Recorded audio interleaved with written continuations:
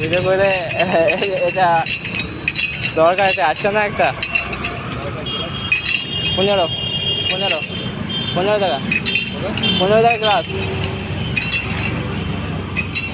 কোনটা দেবো, 15 না 20? হ্যাঁ 20 দিয়ে দিন। একটা ভিডিও করতে দিলেন তখন 20। বিট লবণ দেবো না, বিট লবণ শরীরের পক্ষে ভালো নয় মনে হয়। বিট লবণ চলবে এইদিকে। হ্যাঁ